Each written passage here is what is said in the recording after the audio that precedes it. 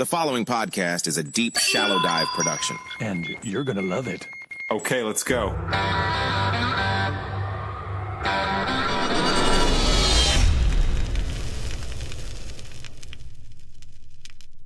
Yeah, man, I'm glad we're able to do this because I can't even believe it's been like 4 years. I think like literally 4 years. And that's when kind of you hit my radar. So anyway, listen, everybody, got a great guest today, a really super interesting guy that, as I've said, I've kind of been following for the past 4 years. And his name is Ian Smith. And, you know, Ian came to notoriety literally 4 years ago during COVID, when at the time you were in New Jersey, I think, and basically you decided you're not shutting down your gym. And that thing made national headlines. So, hey, first of all, welcome. I appreciate you taking the time. And yeah, let's start there because, man, that story is wild. Give us the summary of that thing. Well, thanks for having me on, man. I'm happy to be here and enjoying the conversation so far. So, yeah, COVID was an interesting experience. I mean, I think everybody can say that in some degree or another. But I was about 9 months in at the time to a brand new business. I had been in the fitness space for better part of a decade through corporate fitness, and eventually made my way to being an independent personal trainer. Training is something that I just always loved, and no matter where I was in the gym, whether I was selling memberships or whatever, I really just wanted to be training people. Physical fitness did a lot for me as an individual and for a man. I underwent a lot of really positive growth as a result of kind of getting in shape and learning about my body.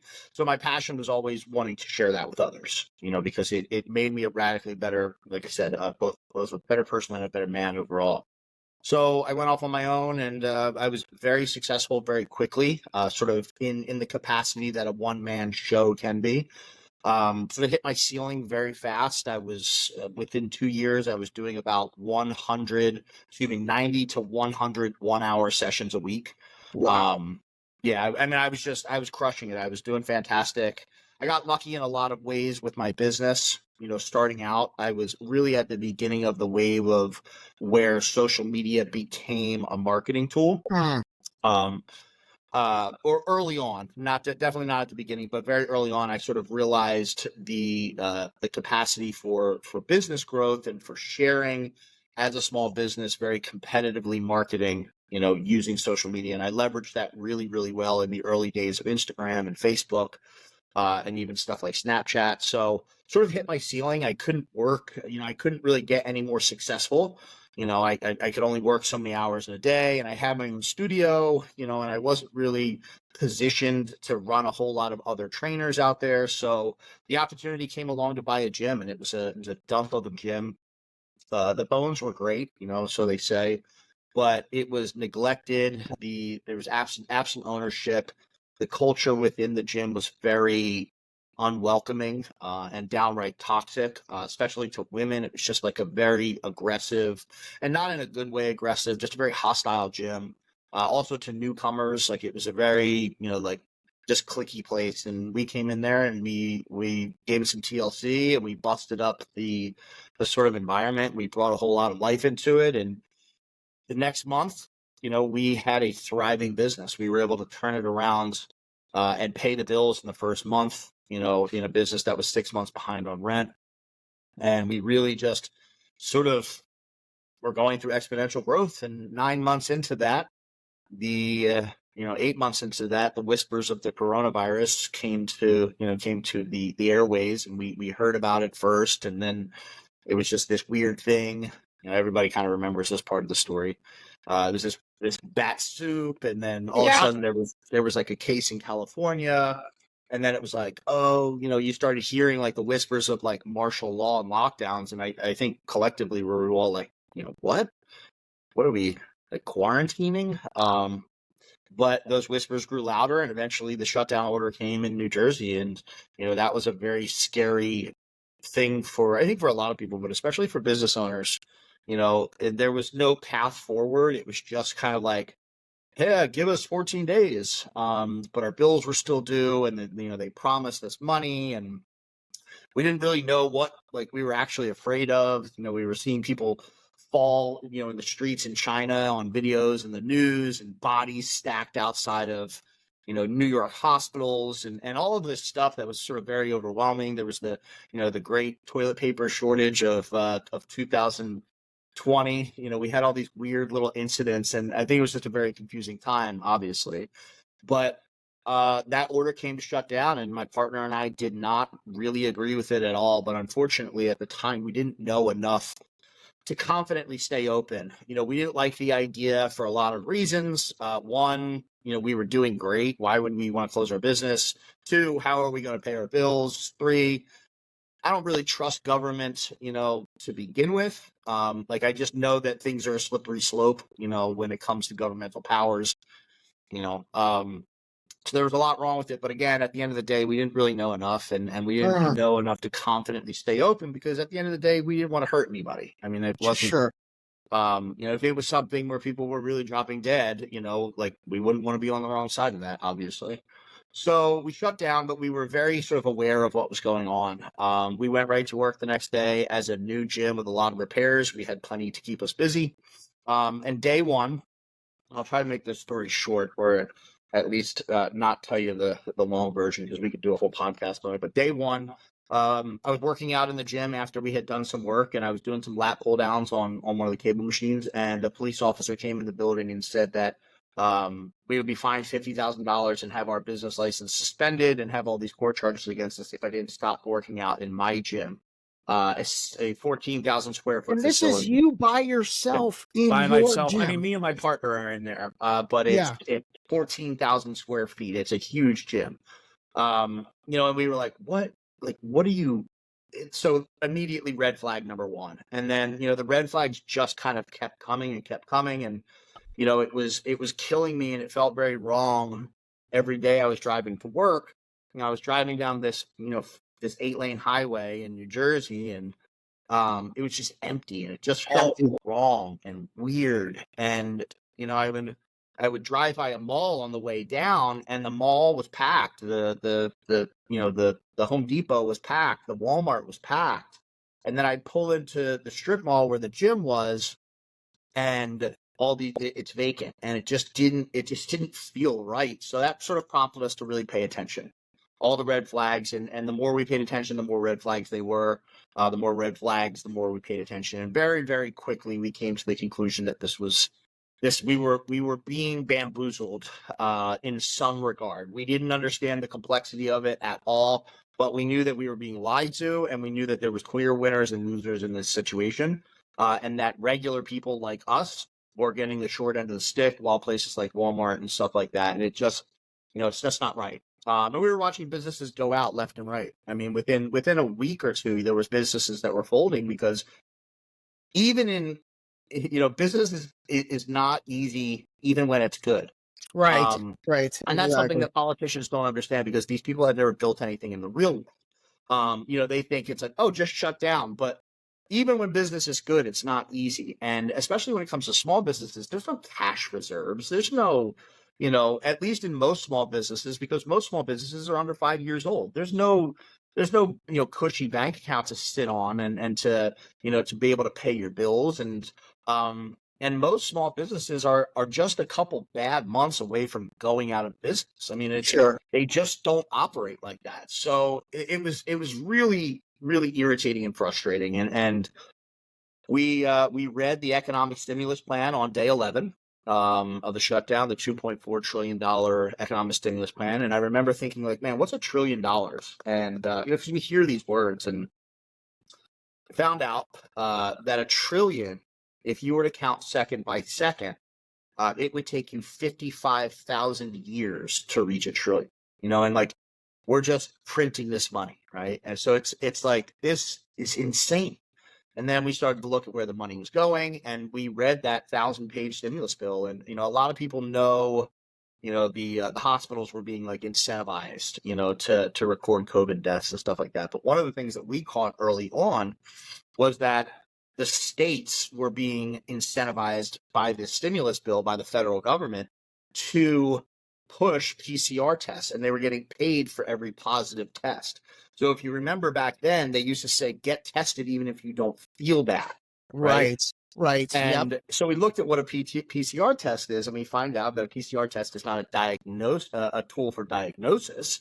It's a tool for research. It doesn't identify something and say, yes, you are positive. It takes what you're looking at and blows it up. So that's why, Coca-Cola was coming up positive on PCR tests. So we saw this incentivization for fear. And really that was kind of it. It was like, okay, we're done here. Like, we're done. We're not going to be a victim in this. We're not going to roll over. We're going to do it for ourselves, but we're going to do it for everybody else who's feeling exactly like we are and might be scared or can't do it or whatever it is. So the next 6 weeks, we put together a comprehensive safety protocol that went so far above and beyond what anybody else who was open was doing. We looked at medical, we looked at government, we looked at essential businesses, all that. We took everything, we put it all in place, and then we found extra. We changed our filters in our HVAC system. We brought in these, they were called air scrubbers. They circulated, I think it was 3,000 cubic square feet of air per minute. And we had several units, and pulled it through like a UV light. So cleaned it. I mean, we went above and beyond. And we were very fortunate because people found out that we were opening. So people like would come to us with this technology and say, hey, we'll give this to you. Or, hey, we'll give this to you at a cost. I mean, we had everything. We had spray bottles for every single member of the gym who was going to come in. Everybody had to carry their own spray bottle, spray things down before and after they used it. We had a halftime set during the day where we would empty out the gym and come through and clean it and air it out. I mean, it was like ludicrous what we were doing, but we did that on purpose because we knew that they weren't going to be okay with what we were doing. So we wanted to make sure that it would be ludicrous for them to come and say, hey, we know you're doing all these things and you're publicly doing it and you're filming it and you're showing the world that you're doing it, so you're not lying about it. But we're still going to shut you down anyway because we said so. And that's exactly what we did. At that point, were the bigger guys like a Planet Fitness? I don't know if there was LA Fitness out there, chain gyms. Gosh, I don't even know how many chain fitness gyms there are these days, or especially in 2020. But I remember at that time I had a LA Fitness membership and they just closed down. So like the bigger guys weren't open, but you guys decided, you know what, we're going to open back up and we're going to do all of these precautions, which sounds, first of all, expensive. I'm glad some people donated some stuff for you, but man, talk about doing it in good faith. It seems like you were about as good faith as humanly possible, but still that wasn't what they wanted to see. They wanted you totally closed. So at this point, is it the exactly. Is they it weren't the interested city? in a solution.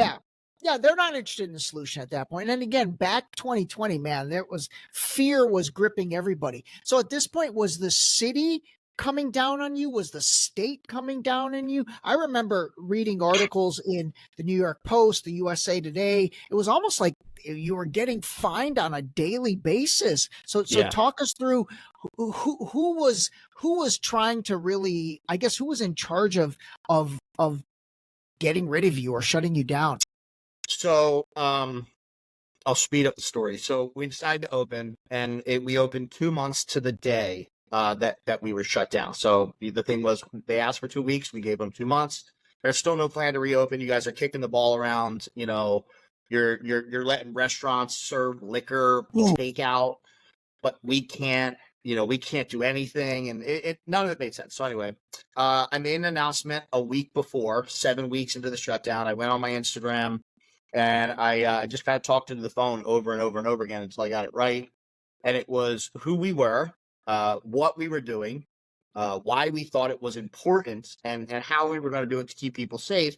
And we also encouraged, like, hey, if you're a small business owner, if you're a church, if you're a school, a kindergarten, and you agree with us, like, here's what we're doing. Here's all of the things that we're going to do to keep people safe, right? Because they kept telling us it's about safety, it's about safety, but it's about safety. Well, here's all the things that we could possibly do.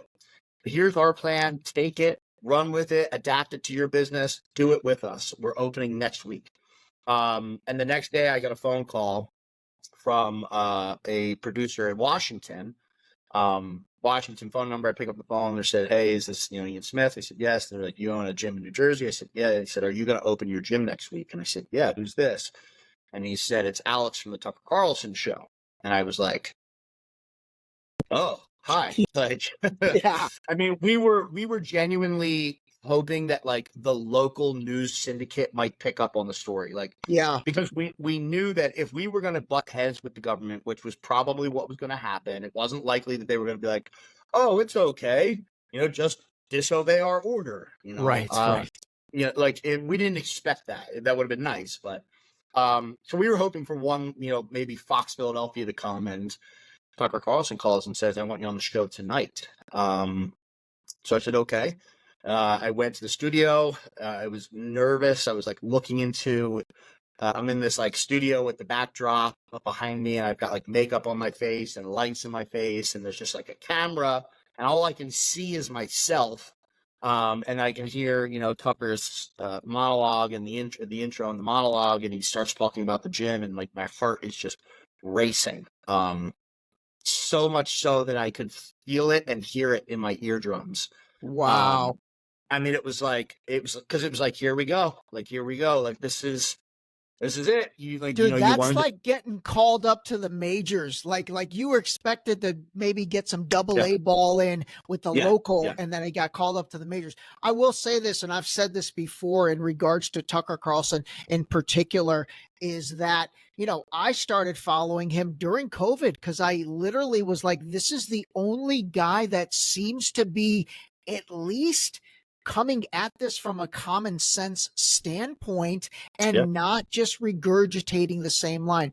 I want to say this as well. It's very interesting, your sort of, I guess, awakening that happened. Because honestly, I had a very similar story. And I mean, I ended up writing a book about it called Deep Shallow Dive Into You, which was predicated on the whole COVID situation made me just be like, wait a minute.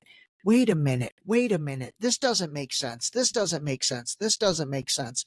And what I think is Once you see it, incredibly, it's hard to yeah, unsee. it is. Once you see it, it's hard to unsee it. Yeah. And I would say it's impossible to unsee it. our similarities extend to not only that, but obviously the health and wellness stuff. Let's do this because again, man, we could talk for 2 hours about all of that.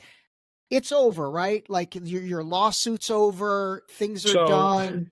We wound up in, we started getting municipal citations on day one. We wound up accumulating over 80 of them, almost 90.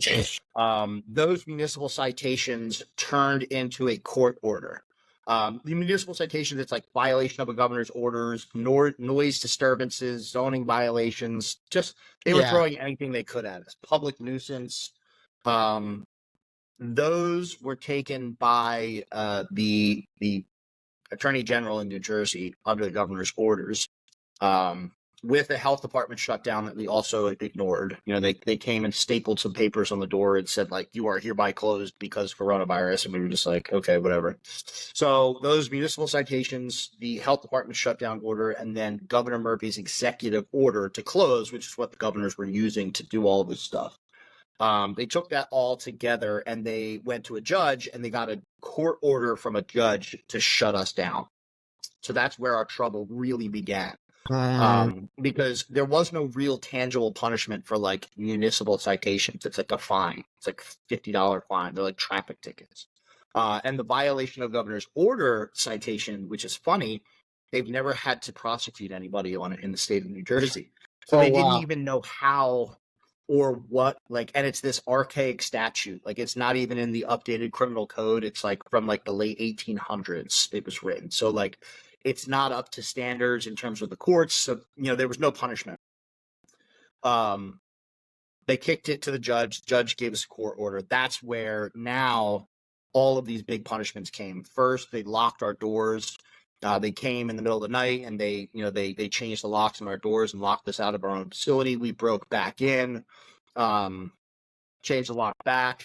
They started fining us $15,497.76 per day for every day that we were open.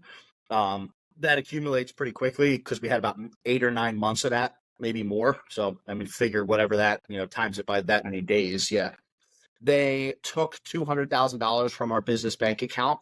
They just seized it right in the middle of ongoing litigation. That money was from donations because we weren't charging anybody. We didn't resume billing when we opened back up. It was free. Oh, So that wow. was donations and that was legal funds. So they took our legal funds in the middle of ongoing litigation against them. Then from there, they went after us personally. They pierced the corporate veil. So they broke our LLC in court.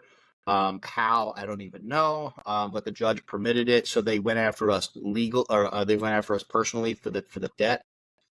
They suspended my Venmo. They emptied my Venmo, Cash App, PayPal, all that. I was taken off all platforms, and they seized all of the money that I had in there. They tried to go after personal assets and stuff like that as well. They were unsuccessful. We then were given criminal charges. So first we had civil contempt of court.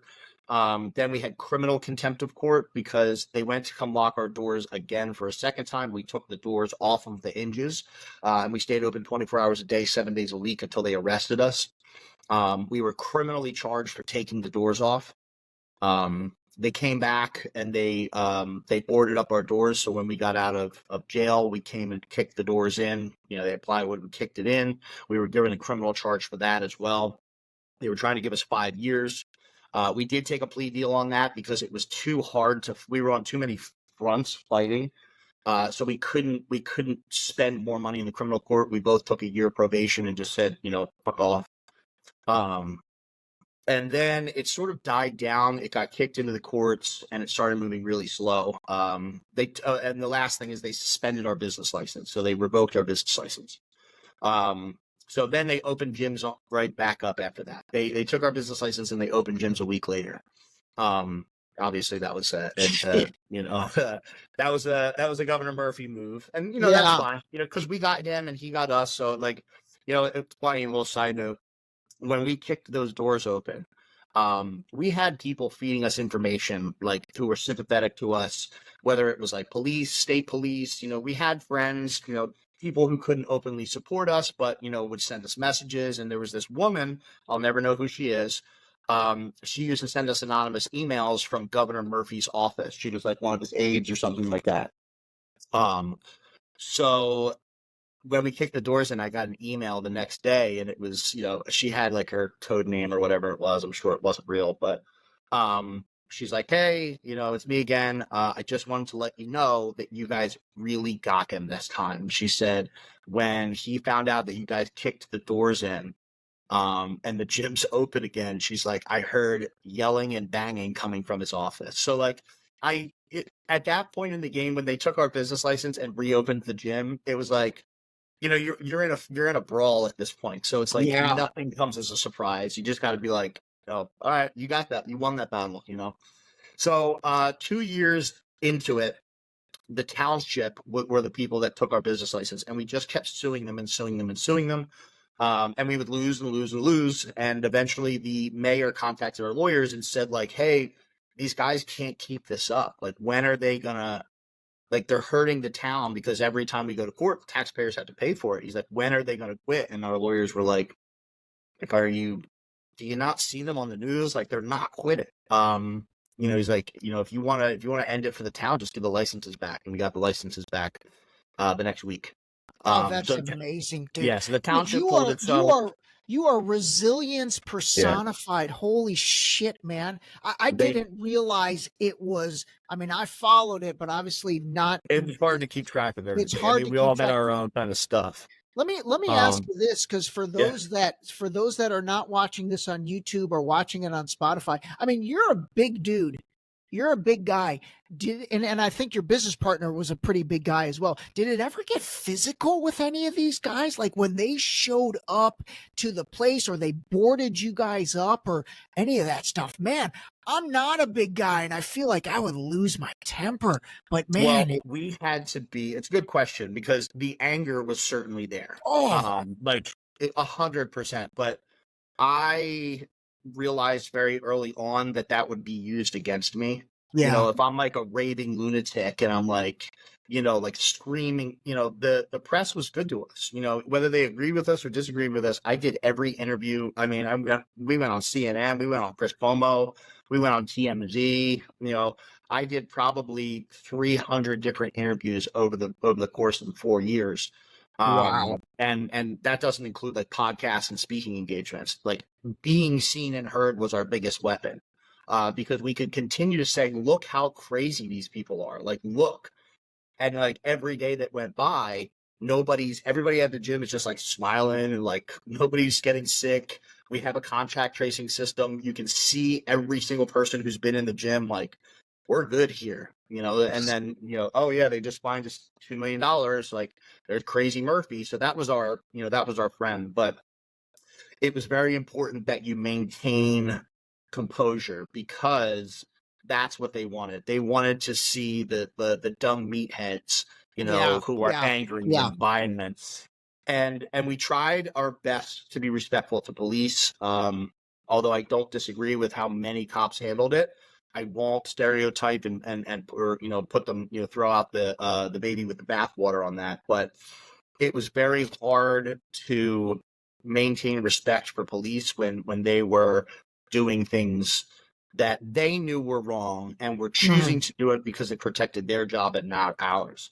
And there were certain cops who definitely didn't mind doing it, or at least pretended like they didn't. I don't know if that's a tough guy persona. And we were not nice to them. Never anything physical, but I mean, like the captain, on day one, the captain of the Belmar Police Department came up, and it was like there was like 700 people in the parking lot, and the gym was full, and we had all these supporters, and the police were there, and he came up in the middle of the day, and it looked like we were going to get arrested, and there's a video of it online somewhere, probably on Twitter. And, the crowd's all mad, and I silenced them, and he goes, I'm here to let you know that you're all in violation of the governor's orders. And he said, on that note, everybody be safe. Have a nice day. And he was relieved of duty instantly. And the guy who took over was a real dick. Wow. And we were not nice to him. Like, we were very disrespectful. Like, he'd drive by, and it was like no respect for him whatsoever. Whereas other police, like the state police in New Jersey, they were ordered to come in on day 3, whatever their like SWAT tactical unit is. They were ordered to come in and shut us down. And when they found out where they were going, they said no. So I have a lot of respect for for individuals like that. But it was hard to maintain composure, but it had to be that way, or we wouldn't have been able to get as far as we did. Oh, amazing, dude. I've looked at so many clips and I give you so much credit. And, a big part of why I even wanted to talk to you was I've always been so impressed at how you've handled these situations. I mean, people don't realize this was a big deal. And I think the way you just described all that, hopefully more people understand just how tumultuous this situation was. This wasn't just, hey, my gym is closed. I mean, you racked up, I think, millions of dollars worth of fines. I'm sure I stopped counting after $1 million, but I'm sure it's probably at least past 2. What happened to that stuff? Did it get So relieved, or did you have to fast pay forward it? past the business licenses came back, and that was about 2 years. Then it was just really in appeals court for a very long time. I actually sold my portion of the gym, still involved with like the legal stuff as it pertains to me. I ran for Congress, and then I moved out of the state. Once the threat of us being shut down was gone, it was just really time for me to move on to other projects. And running for Congress and owning a gym at the same time, especially a new business, it wasn't fair to my partner. So he deserves to kind of have it if I was going to move on to things and not just retain my percentage and never be there. So 2 years go by. It's just really slow. And just recently, all 80 of those municipal citations were dropped. They just never wanted to touch them, because these people know, like, when they do these things, they know it's wrong, and they know that most times, like, when you go up against a big entity, whether it's government or corporations, like, they know that they can get away with a lot, because in order for you to prove the wrongdoing and get retribution, there's a long road and usually an expensive road to get there. Right. And we were very, very fortunate. People gave us a lot. People donated over and over again. They bought T-shirts. I mean, we sold so many T-shirts that made us able to finance a huge. I mean, we didn't make money. I mean, it wasn't what but we were able to not be destroyed financially by the burden of this. Last count was like $750,000 in lawyer fees. That doesn't include the fines and stuff like that. So it was a lot. But we were very fortunate. We were very, very fortunate in that sense. There's a lot of people who stood up and couldn't bear that load because they didn't have the eyes on them that they did.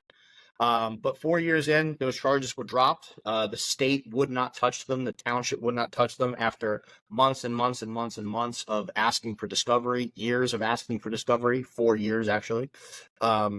The judge in a different township finally, because we couldn't be in the township, there was a conflict of interest. So we were in a neighboring township. She gave them plenty of time, and she said this is a violation of the right to a speedy trial. These are all dismissed with prejudice. So that is a small victory, because those weren't the threat of those charges being found against us was not oh my God, we're going to go to prison for 10 years. But they are part of the basis of all of that other stuff that was built upon it. So big win, significant win, but a small win. Now we have the ability to go back and say, is this court order no longer valid because the municipal charges that you aim and brought forth for the court order are no longer valid? So it's a slow road. That's kind of where it's at now. If we can invalidate the court order, we can not only get back what's been taken, but then you can move forward for some from retribution or some remedy, as they would call it in the court. So it'll be a long time before that, though. It'll probably be another at least year or two. It moves very, very slow. It's amazing. We used to get called in court on the same day. Our lawyers would call us and say, get ready for court. And we'd be like, when? They'd be like, 15 minutes. Oh my God. Literally. And that's not that much of an exaggeration. Maybe it was an hour. But when you move against the state, it just moves very, very slow. So we'll stay tuned for that. So the gym is still open though, right? The gym is still open and functioning. Your business partner, is it the same business partner as you had before? Same guy that was my partner, and he's running it. The gym's like it always was, just a hardcore, good, inviting place, small business, great equipment, great environment, great people in there, which is what we set out to do. And that's what we wanted to open a gym for in the first place. So there's some sense of normalcy back there. I hope that the trials and tribulations of all that almost turned it into a little bit of a cult gym, in the sense of having that fame to it, and hopefully his business is up and running and good, man. Because that's a lot, dude. I can't believe you guys persevered through that. I mean, that is, it seems to me it would be so easy at so many points just to give up and just to be you know what, I can't deal with this. This is, because it's all consuming. I'm sure it must have been just absolutely consuming. So dude, my hat is off to you. We made a promise in the beginning that we would if we were going to do it, we were going to send it full send. We're going all the way in. And very fortunate for us. We got fortunate in a lot of ways, with support and stuff like that. But we were on the same page for almost everything. There were a lot of businesses that one partner felt one way and one felt the other, or they both felt the same way, but one was scared and didn't want to do it. We were both like, no, this is BS. We're doing it. So we were very fortunate in that sense to be able to sort of lean into each other. Because there were days where it was you're getting fined $15,000 a day. It's the first one you kind of laugh at, and then it hits 10,000, or it hits it hits six figures, 100,000, and you're like, what am I doing? Yeah, totally. You start to think am I fucking crazy? Am I gonna ruin my life over this? And then it hits 1 million, and then you're like, fuck it, I'm too far. I'm too. You eventually get to a point where you're like, no, I'm right. And I think that's a huge part, is we knew that we weren't wrong. We Yeah. knew it was very clear that we were right, and it didn't matter what anybody thought or said about us or tried to do to us. We were 100% sure that we were not harming anybody. We never did. And in fact, we helped so many people. We were having almost 1,000 people a day come to the gym during the height of COVID. And like people were coming from multiple states on a daily basis. I remember I have a lot of really great memories of interactions with people, but on day one that we reopened, there was a member of our gym. I'll leave his name out, and he's an awesome dude. He's a highly decorated former Marine. There's no such thing as a former Marine, but he's a retired Marine. Did several tours in the Middle East. Got 2 Purple Hearts. Is just like an absolute warrior of a man. Regardless of what you think about war or anything like that, this is somebody that you want on your side. And if he's loyal to you, he'll like he serves his country. That's the best way you could say it, and served it with great honor. He came to us looking for a gym. Because he couldn't really fit in at one, because he trains really, really hard. And he does that because he's seen and done a lot that nobody should ever really have to do. He's come home with a head full of trauma from his service to his country, and the options for him are go to the VA and get medicated, self-medicate, with alcohol, or go to the gym. And that's what he did every day. And every day he would leave, he'd come early in the morning, 7:00. I always get like choked up when I tell this story. He would come in the morning before COVID at 7:00 every morning. And he would leave like an hour and a half later, just like a shade darker, because he had just sweat from everything he's wearing. That's amazing. And when he goes home, he can be a father to his 2 children, and he can be a husband to his wife. And without that, he can't. So day one, when we opened those doors, we had chained ourselves inside, and we opened the doors to a full parking lot. He was the first person in line. Love that. He was there at like about 4:00 in the morning. And he came up and he hugged both of us, and he said, thank you. And he said, you don't know how close I was. I believe it. I was just about to say, you guys saved this guy's life. You literally and probably he said that. saved He's like, his you life. guys saved me. It's like, and he's like, call Yasuhiro. And it's like, dude, no matter how hard it gets, stuff like that, it's like, nah, man, like we're on the right side of this. No matter how painful it gets, no matter how scary it gets, like, and that was like one of a million stories. You know what I mean? Yeah. We had old World War II vets come to us, and they're not even working out. They just came to check out the gym, and they're like, man, I hate to see where this country's going. Like, I want to give you my challenge coin. Like coming from like some guy who probably stormed the beaches, and he's looking at me like I'm a hero. And it's like, because he can't do anything now. He's 80 or whatever he is. And it's like, man, that stuff was like an anchor. And it's still like, I think about it now, and I'm like, man, like I can't believe somebody like that, a real hero, said that to us. So it's like, man, fuck that $15,000, like, and fuck the next one, and the next one after that. You know what I mean? That's insane, dude. Well, listen, on that, I mean, you guys were definitely on the right side of that. I'm glad that with time that is becoming more and more obvious. I hope at some point somebody options the rights and makes a movie out of this, or you write a book on this and then the book gets optioned. But dude, what an amazing story, which again, we could talk about for another hour. But since I have you, I want to shift gears a little and talk about fitness and rejuvenation, and also CBD, because I know you're big on that. I honestly, one of the things that again really drew me to this interview with you is the ability to talk geopolitics and fitness. So give us your thoughts on overall fitness. Like, I don't know how old you are, if you're in your 30s, 40s, 50s, I have no idea, but like, give us your playbook for really keeping the body and mind healthy. I'd love for you to share your fitness regimen and philosophies. Yeah. So, I formed my fitness philosophy sort of over time. I've always been a little bit of an out of the box trainer, a little bit different. That's kind of why I went independent, and I've worked with hundreds of clients through the years, if not over 1,000 at this point, one-on-ones and coaching as well. And fitness is something is different for everybody, right? A lot of people make this mistake and they see fitness, right? They see a chiseled body and they see, and that is one thing, but fitness is about health, right? It's not about how big your muscles are. It's not about this single indicator.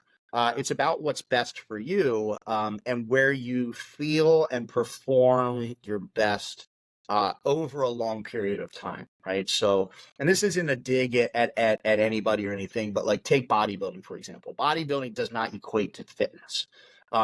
Granted, they are really strong and they are, they look incredible, but bodybuilding is about a single presentation, right? So they're not looking like that all the time or walking around like that all the time. Their body's constantly going through flux, and that's cool. That's for them. But for the average person, it doesn't look like that. For the average person, I think sensible goals is to be as well-rounded as possible, and sort of focus on areas that you enjoy the most. I used to, again, I trained general population. I trained a lot of women, and I got a lot of women into weightlifting because it was something that they thought that they couldn't do. Or that they didn't understand the benefits of. And it's like, oh, I don't want to get strong. It's like, well, you're not going to get strong and big, and I used to laugh at people and be like, I've been at this for 20 years and this is how big I am. Right. So like, you're not going to pick up a dumbbell and all of a sudden just grow. It doesn't work like that. It's not that, it's not that simple. But you can benefit from being stronger in proportion to your own size.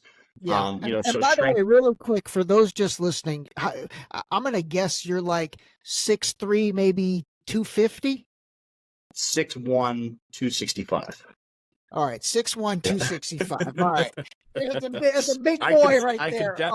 I could definitely stand to lose about 10 pounds of dad weight at this time, and that's actually currently what I'm doing in my fitness regimen. So that's hilarious. But fitness is about overall health and especially about longevity, right? Yeah. You look at anybody as they get older, and what happens is they stop moving.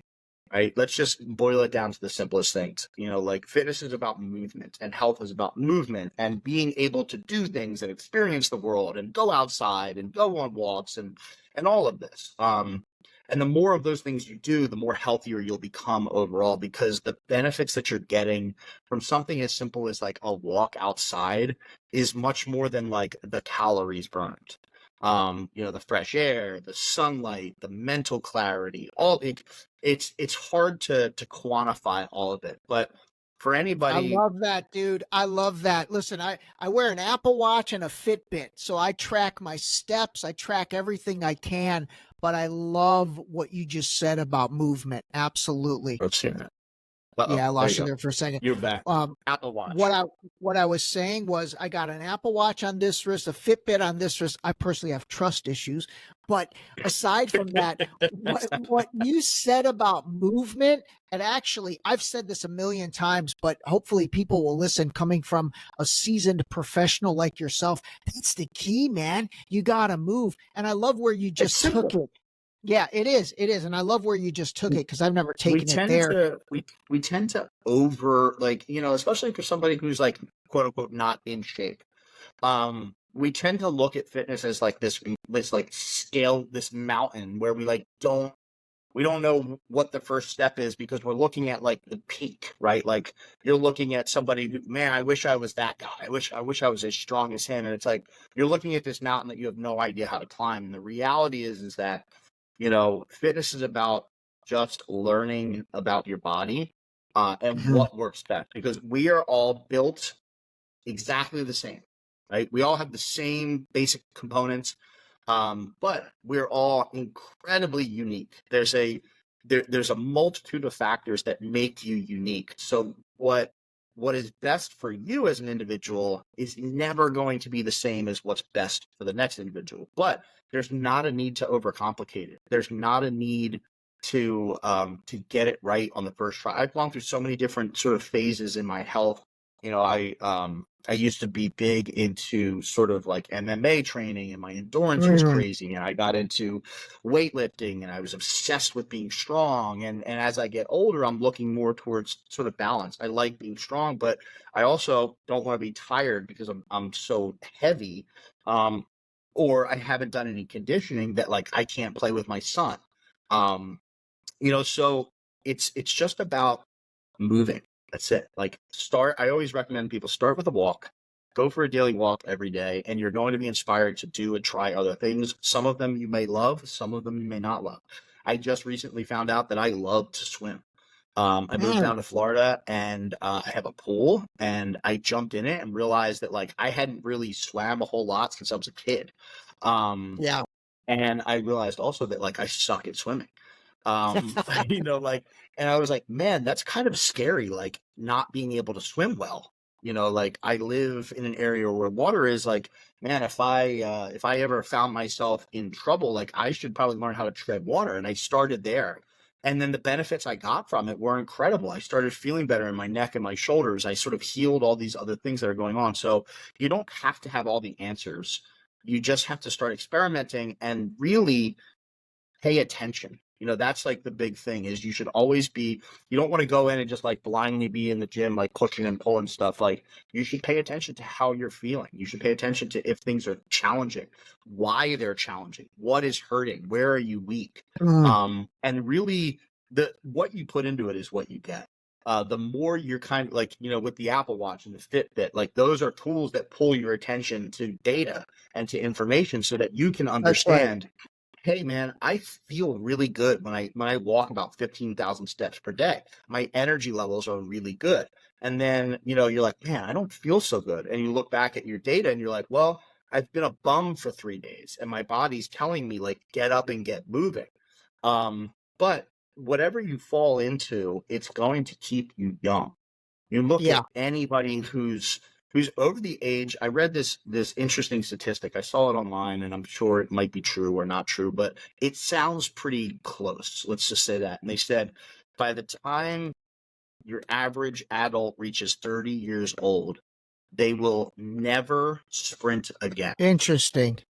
And I forget what, like it was like 8 out of 10 or something like that. But you look at the population and you're like, that's probably pretty true.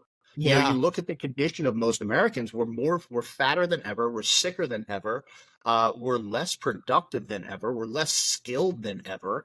You know, and that's a result of mass complacency where people no longer do things as simple as like, hey, I'm going to take a daily walk, you know, because I work in the office all day, I drive a lot, I'm home with the kids, you know, and it would be really good for me to get that daily walk. But you watch people over time, and I've worked with them for years, guys that are 30, women that are 30, 40, you know, 1 kid, 2 kids, and they are not in good shape. I mean, and I don't mean like, I'm not talking about their appearance. I'm talking about like their functionality, like not being able to step up on an 18-inch box because your leg isn't strong enough to support your weight. Or not being able, one thing I always saw, like jumping is another one. You know, past a certain age, most people will never jump again. Like, why not? Funny. That's funny. You know, it's like, I would teach people, like box jumps, you know, simple box jumps, but I would have to start with a lot of people at a box that was like as high as a curb. And this isn't a dig at anybody. But it would blow your mind how many people were scared or unable to do it at first and literally had to relearn a basic movement of jumping up onto like a 3-inch curb.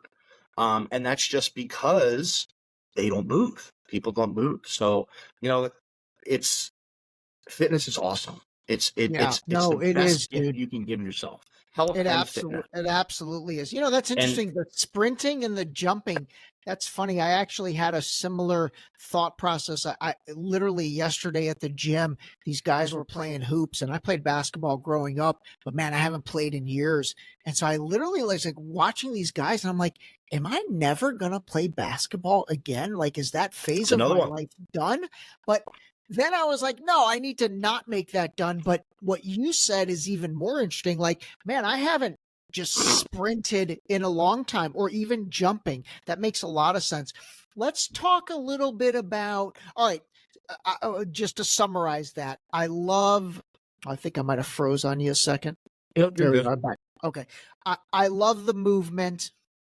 It sounds like you've incorporated swimming into things. What about weights? I mean, where do you net out on that? Weight training, that's got to be part of your regimen, right? Or give us the I mean, top three or four things.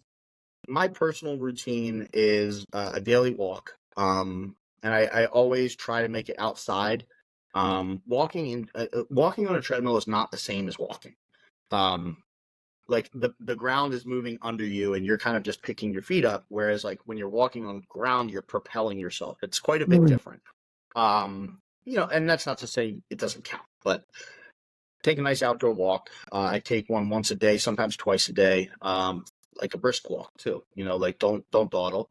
And recently I've used I used the Go Ruck bags. So I have like a 50 pound Go Ruck bag that I just throw on. And that's a great way to start with something easy. And as it gets easier, or start with something that is difficult, right? A 45-minute walk might be challenging for some people.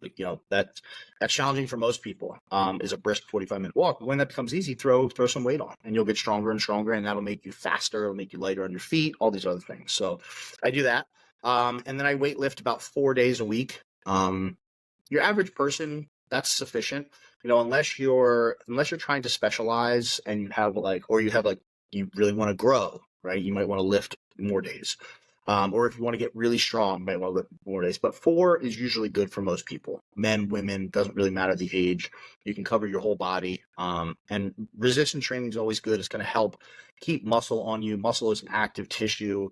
That's going to help keep your metabolism moving as you get older. That's something that you see people start to lose muscle mass after the age of 25. And then, once you lose that muscle mass, your metabolism starts to slow down. And then typically it's a negative feedback cycle. As your metabolism slows, you get fatter. As you get fatter, your metabolism slows down more. And then all of a sudden you've gained 50 pounds very quickly. So weightlifting is just a great one for anybody. I do that 4 days a week. I hit the heavy bag, usually 5 days a week. I don't really, I don't have the time quite yet to do like MMA, something I wanted to get into with jujitsu, just something I've wanted to learn. I have like zero experience, but I hit the heavy bag about 5 days a week.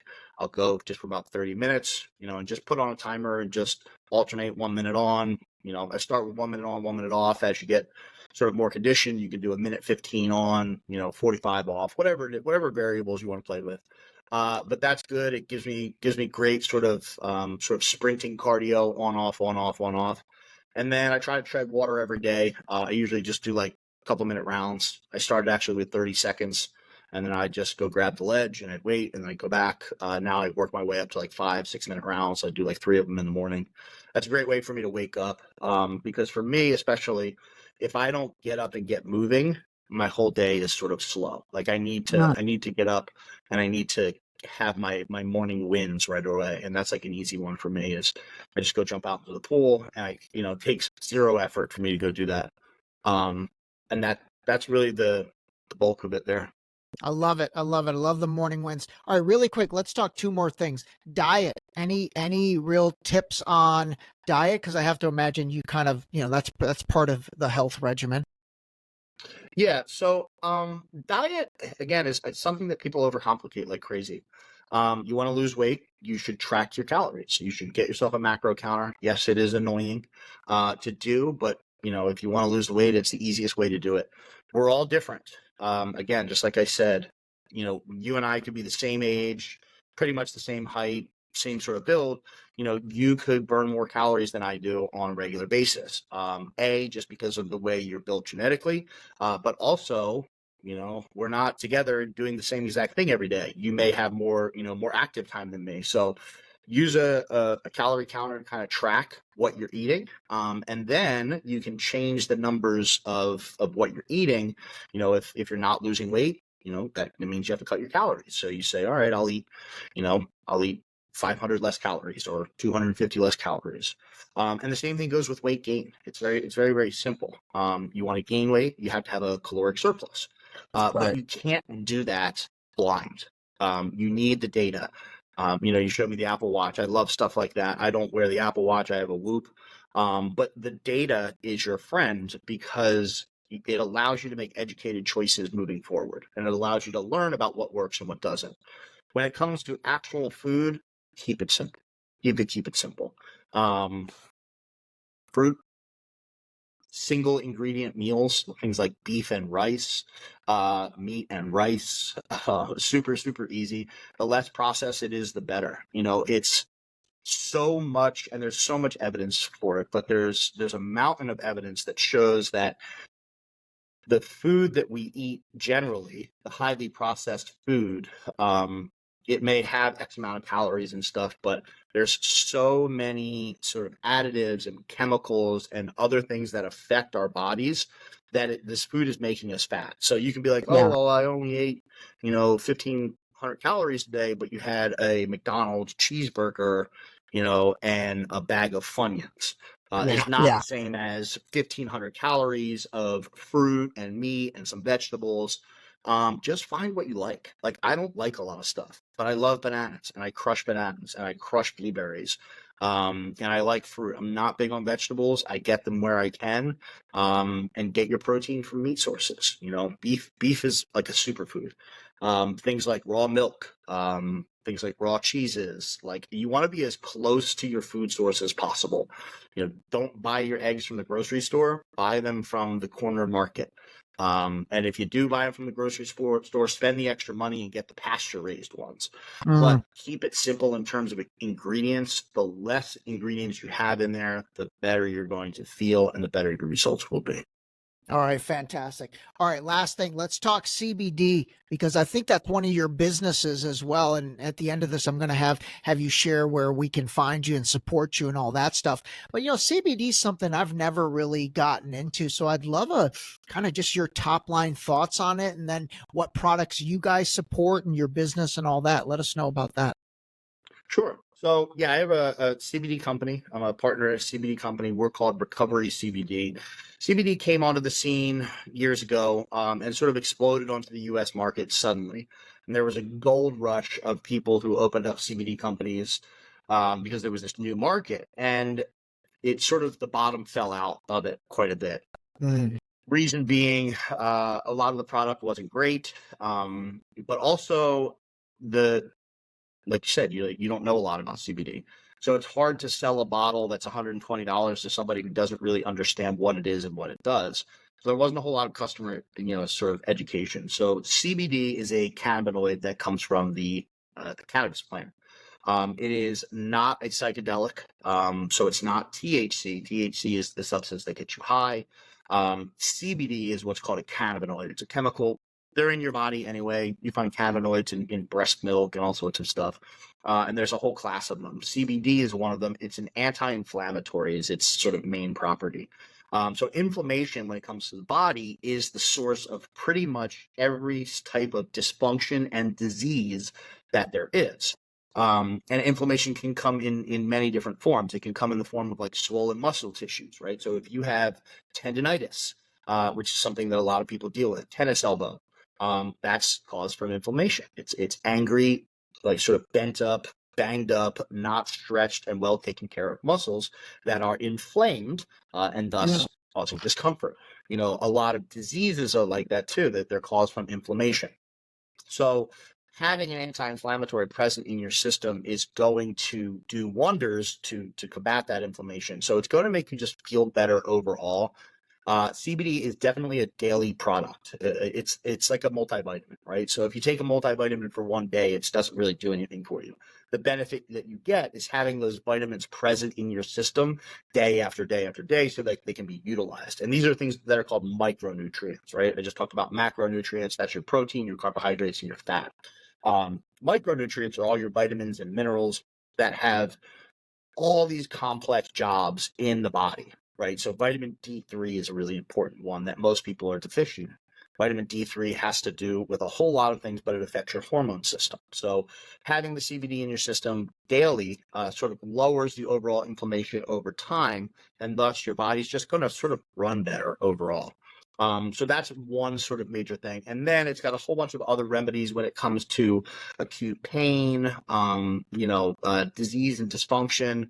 There's a lot out there. We have a couple people who use our product that have vaccine injuries, and it allows them to, it doesn't cure it by any stretch of the imagination, but it decreases the symptoms that they have.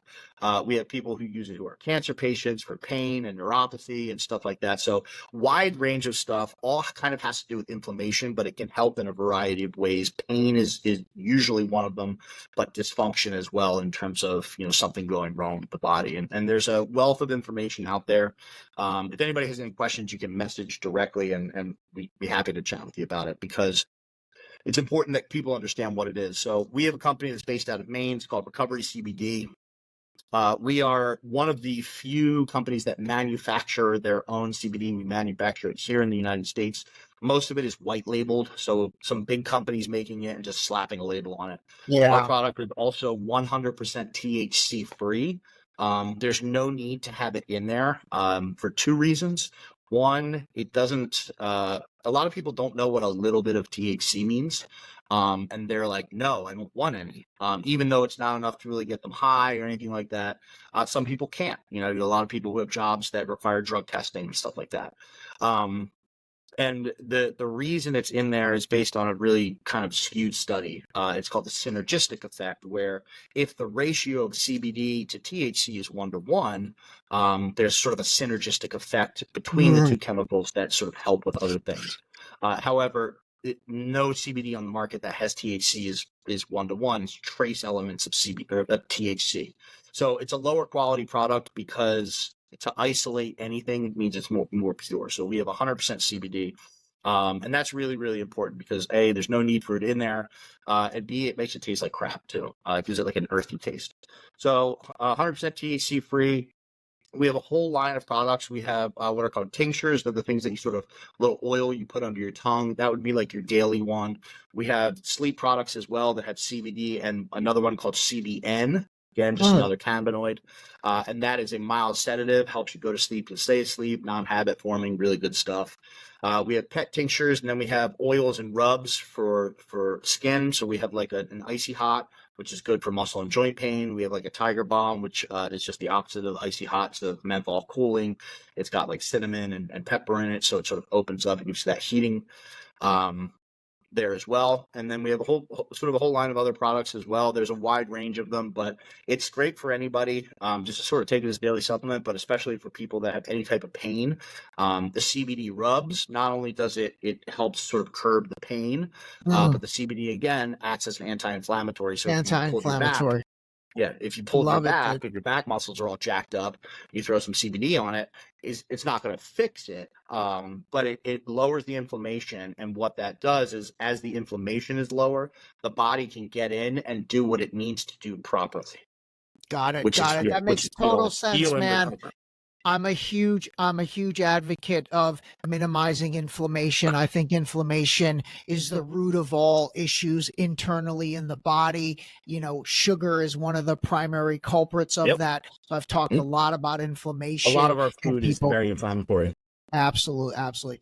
All right, listen, man, I will get all the links for your various businesses, your Instagram. By the way, everybody should follow you on Instagram. I love your stuff. You have over 370,000 followers there. I think 125,000 on Twitter, 20,000 on your Facebook page. People are listening, man. And seriously, I give you so much respect for the resilience that it took to get through what you went through. I'm really glad that stuff for the most part is behind you, and you can put all your energy toward helping people feel better. But then also, I'm going to have you back on if you're willing, because we didn't even get into the geopolitical stuff, but I love the way your mind works on that. We'll do a whole separate, episode on that. All right, Ian, any parting words you want to share with us? Until next time, we'll continue the conversation, and I'll have something plan for that, and we'll leave it off on a Perfect. good note there. But we'll leave it at a pause for now. All right, perfect, brother. Stay on the line a minute. All right, everybody, we'll talk to you soon. This episode was brought to you by the new book, Deep Shallow Dive Into You, available now on Amazon and Barnes & Noble in hardcover and paperback. Don't forget to sign up for our new mailing list on our website at deepshallowdive.com.